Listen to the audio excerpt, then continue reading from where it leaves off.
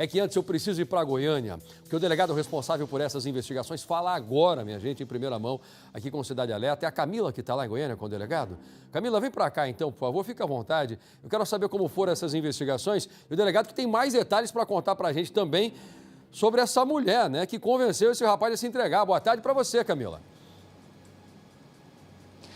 Olá, Passaia, boa tarde para você, para todo mundo que está acompanhando a gente. Justamente foram 6 dias intensos de buscas, né, em várias cidades da região, no entorno do Distrito Federal, até a rendição e prisão de Wanderson Mota Protássio, de 21 anos. E essa rendição contou, como você disse, com uma participação importante de uma fazendeira. Não há dúvidas para a polícia que essa rendição aconteceu de fato como ela narra. E ela diz o seguinte, que por volta das 6 horas da manhã deste sábado, ela estava dormindo em casa, na zona rural de Gameleira de Goiás. Gameleira, que é uma cidade que fica a cerca de 30 quilômetros para sair de onde a gente está neste momento, que é Anápolis. Nós estamos neste momento na cidade de Anápolis. Ela estava dormindo, então, por volta das 6 horas da manhã. O marido dela saiu de caminhonete para entregar um leite numa fazenda vizinha. Ela, então, ouviu alguém batendo na janela. Quando ela acordou e percebeu, era o Wanderson apontando a arma para ela e dizendo o seguinte: eu vou te matar, é um assalto. Ela naquele momento já o reconheceu e a todo momento, ela manteve a calma, agiu com muita frieza e começou a conversar com ele. Disse para ele manter a calma, ficar tranquilo, que ele não precisaria fazer aquilo. Ele disse então que estava com bastante fome, sede e frio, porque tinha chovido bastante na noite anterior e, segundo a polícia, ele estava escondido na mata. Ela então levou ele para dentro da chácara, ofereceu uma blusa de frio dela, inclusive, ele vestiu, ofereceu comida, ofereceu um café e também ofereceu água, ele aceitou. Assim que o marido dela chegou, ele entregou a arma para ele e eles foram então direto para a Gameleira. Ela acabou conversando com ele bastante, falou sobre Deus, orou para ele. Ele acabou aceitando se entregar e eles foram direto então para a Polícia Militar lá de Gameleira. E aí, de Gameleira, eles vieram, então, para a Delegacia Regional aqui de Anápolis, onde ele prestou depoimento, por 4 horas. E é justamente sobre esse depoimento que a gente vai conversar agora com o delegado Cleiton Lobo, porque foi esse delegado que coletou todas as informações com o Wanderson. 4 horas de depoimento aqui em Anápolis. Te agradeço muito pela sua participação aqui com a gente. Delegado, eu queria que o senhor começasse explicando para a gente o seguinte: o Wanderson, ele deu detalhes, ele primeiro confessou esses crimes que ele cometeu em Corumbá de Goiás e disse a motivação, que era uma das coisas que a gente se perguntava, né? Por que matar a esposa grávida, a enteada, uma criança e um fazendeiro, que ele inclusive falava que era amigo, né? Boa tarde para o senhor. Boa tarde. Sim, ele confessou toda a prática, né, dos crimes. Ele confessou a prática de todos esses crimes, dando detalhes de como aconteceu e a motivação. Segundo ele, naquele dia, um domingo, dia 28, ele teve uma discussão com a esposa por ciúmes das primas dela, em razão dele estar conversando com essas primas. A discussão foi por esse motivo. Ele tinha feito uso de drogas e, nesse momento, por causa dessa situação, ele atirou um copo no chão, ela pegou uma faca. Isso tudo se deu na cozinha. A primeira situação foi tudo na cozinha. Ela pegou uma faca, foi para cima dele. Ele conseguiu empurrá-la, ela caiu, desmaiou com a queda. Essa faca que caiu no solo, ele pegou essa faca, utilizando-se dela, desferiu um golpe no pescoço. A filha dela, que é a enteada deles, assistia a tudo. E depois dele ter feito isso, a mesma faca que ele utilizou para matar a mãe, ele desferiu um golpe na criança. Ele falou por que ele matou a criança? Quando ele foi indagado sobre por que ele teria feito isso com a criança, ele abaixava a cabeça, ele não dava motivo. O máximo que ele disse foi que ele estava cego e transtornado por causa da droga. Não deu um motivo específico, se era pelo fato de não ter testemunhas, de não deixar testemunhas no local. Simplesmente não disse por que motivo, baixou a cabeça nesse momento. Após o cometimento desses 2 crimes, ele foi à casa sede da fazenda, onde ele trabalha, e ali, sabendo que tinha uma arma no local. E uma coisa que foi interessante, outro detalhe, que o patrão dele estava na fazenda, só que não estava na casa. A casa estava trancada, ele arrombou a casa e teve acesso a um revólver 38 que estava no pé da cama e uma caixa junto com outras munições. munições do calibre da mesma arma, e ele pegou outras munições. Acredito que ele pegou todas as munições que estavam ali, tinha munições de outro tipo de arma. De posse dessa arma, como o carro do patrão não estava na chácara, ele foi à chácara vizinha para ter acesso a um automóvel para propiciar a fuga dele do local. Chegando nessa chácara, foi atendido pelo Roberto. Ele diz que estava com sede, e essa pessoa, o Roberto, foi atendeu, deu um refrigerante para ele. Depois que ele recebeu o refrigerante, ele anunciou um assalto.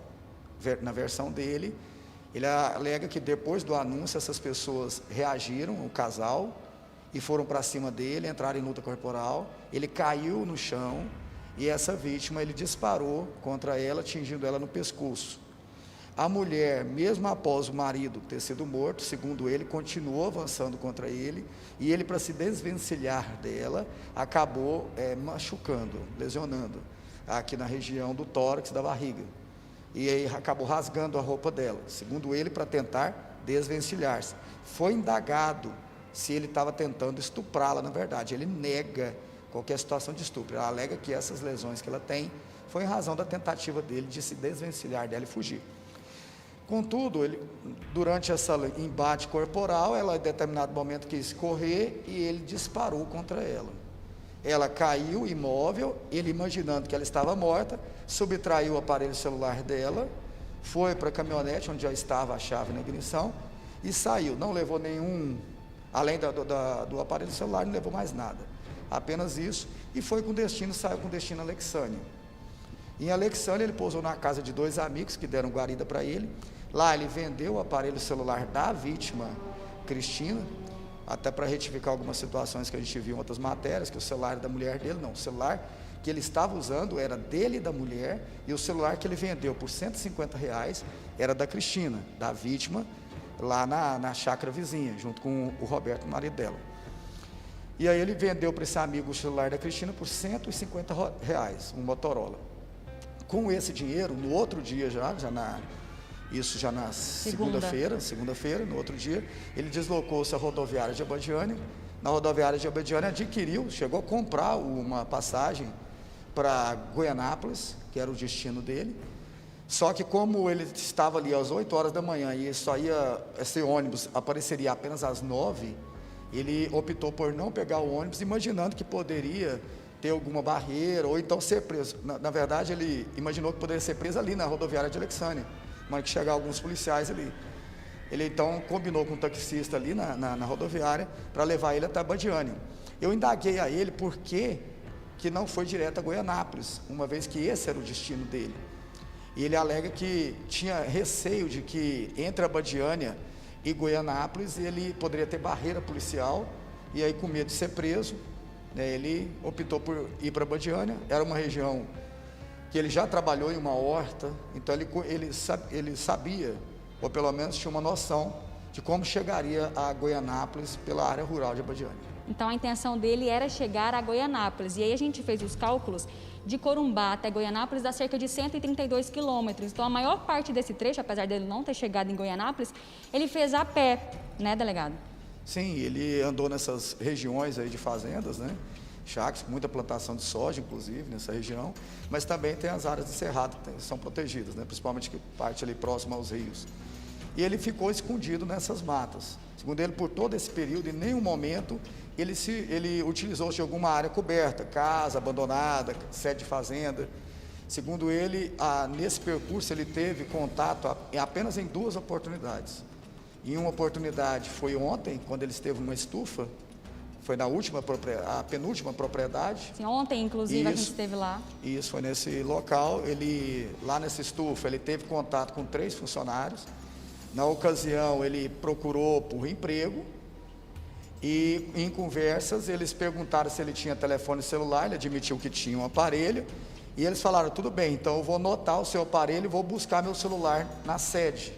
Quando ele percebeu que eles iam pegar o celular, na verdade ele desconfiou que eles iam ligar para a polícia, e nesse momento ele saiu do local.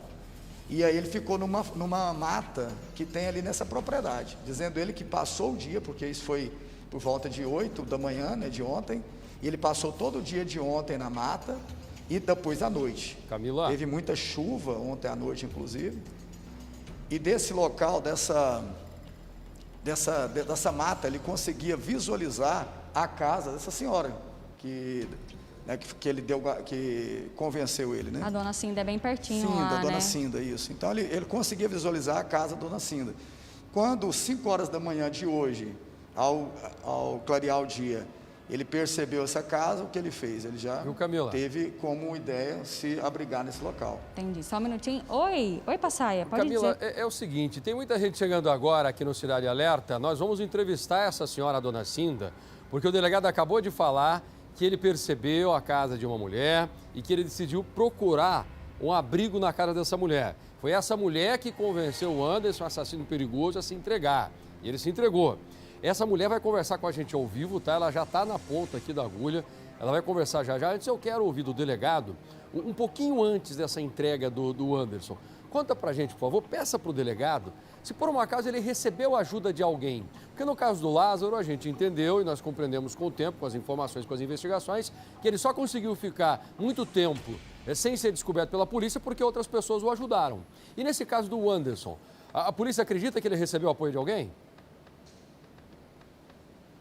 A pergunta do Passaia é o seguinte, no caso do Lázaro, a gente conseguiu perceber que ele recebia ajuda de algumas pessoas.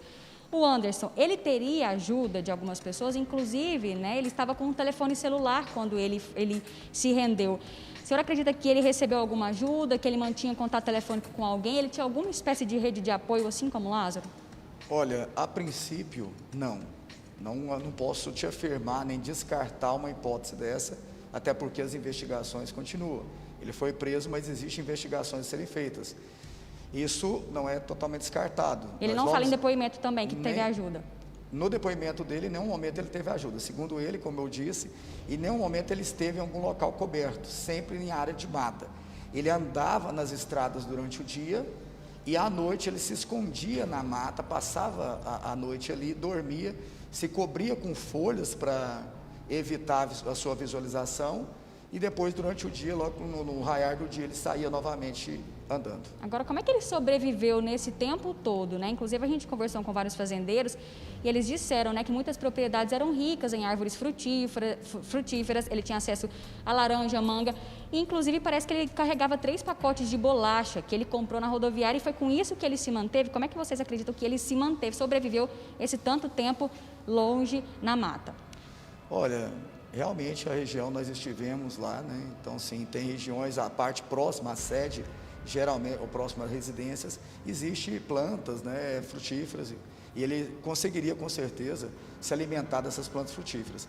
E ele fala, inclusive, que em algumas circunstâncias ele conseguiu. Ele fala em laranja, ele ter se alimentado de laranja, mas ele não teve muito alimento, segundo ele, nesse período. Ele se alimentou mais, foi regrando as bolachas que ele adquiriu lá na rodoviária de Abadiânia. Agora, é óbvio, ele já não tinha mais essas bolachas com ele, ele não tem esse conhecimento como o Lázaro tinha. Que a região de Cerrado, se você não conhecer bem onde ele passava, você nem sabe que tipo de alimento ali você pode consumir. Lázaro era um mateiro, né? O Anderson já era uma pessoa bastante jovem, né? De 20 anos. É um perfil diferente, bem diferente. Vocês acreditam no que ele fala, dessa questão de estar sob efeito de álcool, droga, ou vocês acreditam que ele é um sujeito frio, calculista mesmo, de forma a ter a capacidade de matar a própria esposa e a enteada, uma criança de 2 anos e 9 meses? Olha, ele já agiu com extrema frieza. Ele quer justificar que o ato dele foi decorrente de uma crise sob o efeito de drogas, que na verdade foi em razão de alguma alucinação que ele praticou esse crime, mas nós não acreditamos nessa versão. Na verdade, isso é uma justificativa ou uma tentativa de justificar os crimes cometidos, em especial contra a esposa e a enteada. Inclusive, tem outros crimes, né, que ele, inclusive, falou sobre a tentativa de feminicídio contra uma parente em 2019, logo depois ele foi solto, e também do latrocínio de um taxista. Em 2020, o taxista já estava rendido, né, os comparsas dele já haviam subtraído o carro e mesmo assim ele voltou para matar essa pessoa. Então, isso também corrobora com essa ideia de que ele é um sujeito frio, disposto a matar? Um sujeito frio, disposto a matar. O perfil, com certeza, de voltado à prática de feminicídio. Haja vista que as situações anteriores dele comprovam isso. Ele tentou contra a vida da irmã da madrasta. Segundo as informações preliminares que nós levantamos, foi simplesmente pelo fato dela não querer ficar com ele em determinada circunstância, porque eu acho que eles tinham um relacionamento curto, não era um namoro prolongado, foi um relacionamento curto, e parece que ela não quis ficar com ele, e ele, em razão dessa recusa, ele tentou matá-la. Inclusive, eu acredito que ele só não obteve êxito porque a faca quebrou na ocasião, e um rapaz chegou e ele correu ali. Esse rapaz, inclusive, foi que prestou socorro para a vítima. Camila. E com relação à própria esposa, que ele ia em Goianápolis, que ele tem um filho, e existe um incidente que os familiares me disseram, que foi uma tentativa de atear fogo. Na verdade, ele conseguiu atear fogo na casa onde essa mulher, que ele teve um relacionamento e tem um filho. Então, assim, inclusive, ela estava com muito medo dele chegar em Goianápolis.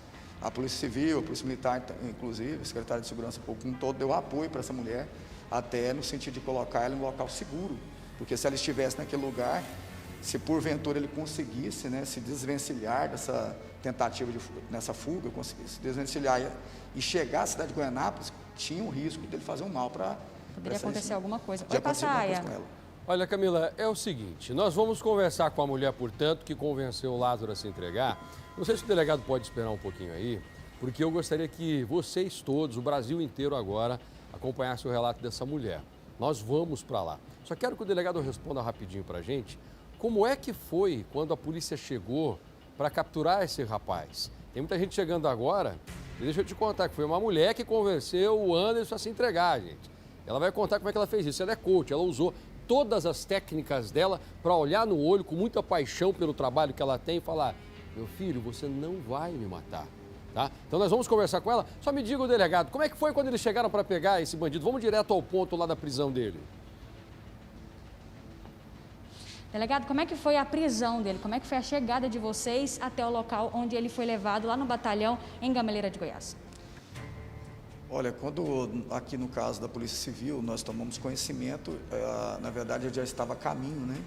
A Polícia Militar, tomamos conhecimento que a Polícia Militar foi acionada para comparecer a Gameleira de Goiás, ao distrito, né, de Gameleira de Goiás, e ao destacamento, é um destacamento policial, né, da Polícia Militar ali, dizendo que o Anderson estava ali se apresentando. Inclusive eu conversei com o policial, ele foi ouvido, e ele nem acreditava que isso poderia estar acontecendo, poderia ser um trote. Mas, já, como se diz, já estava na viatura com outro colega, deslocaram-se lá para a cidade e realmente comprovaram essa situação. Chegando ali, o Anderson, que já estava com um casal no veículo, ele colocou a arma dele, que ele estava, o 38 e as munições, no porta-luvas. Quando o policial chegou, ele já indicou, o policial está no porta-luvas. Na verdade, não foi ele entregou para a Cinda e o marido dela. Na verdade, ele deixou no porta-luva e indicou para o policial prendeu essa arma, e logo em seguida fez uma revista pessoal nele, já estava começando a juntar pessoas ali, até para resguardar a integridade desse indivíduo. Os policiais trouxeram aqui, rapidamente aqui para a regional. Ok, e aí começou, então, foram essas 4 horas, então, de depoimento. A gente continua aqui, o delegado vai permanecer aqui com a gente, viu, Passaia, para responder todos os nossos e os seus questionamentos também. Ok, obrigado, Camila, muito obrigado mais uma vez, delegado.